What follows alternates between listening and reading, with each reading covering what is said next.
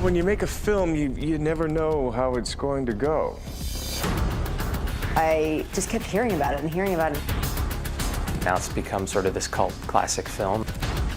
I've had some people, say hello to me on the street. How's it going, Mr. Wick? Yeah, I'm thinking I'm back.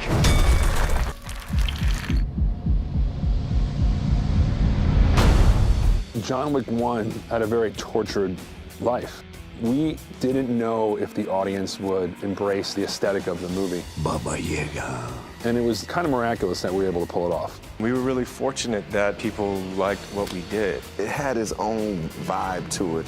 The action was really cool.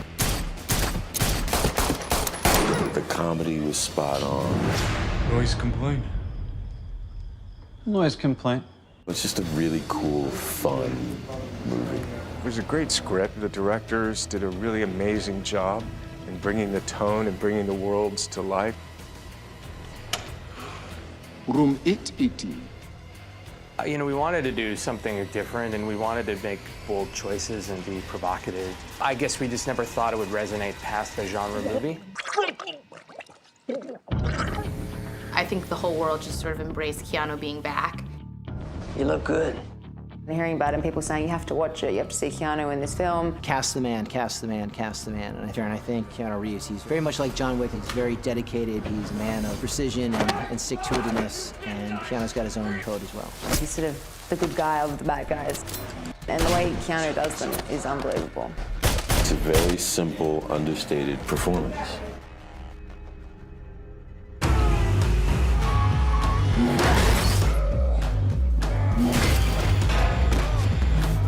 In a million years, we never would have thought we would be making John Wick 2.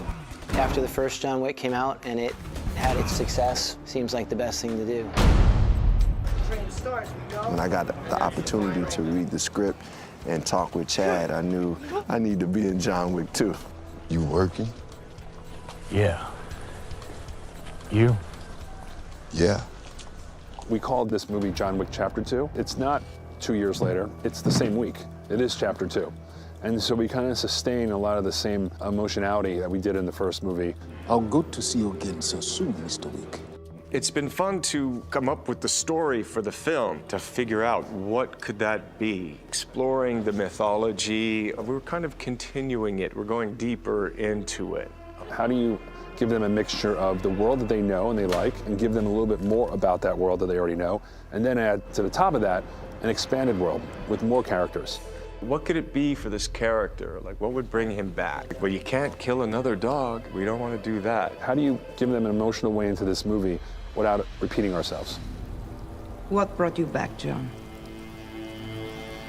A marker.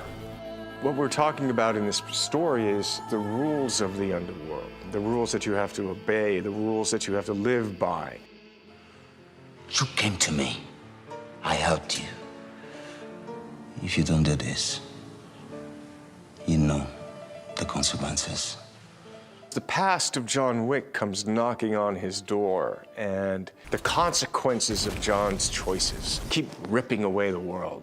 One of the things that tickled me was the idea that we take everything away. We want John Wick to suffer. I love it when he suffers.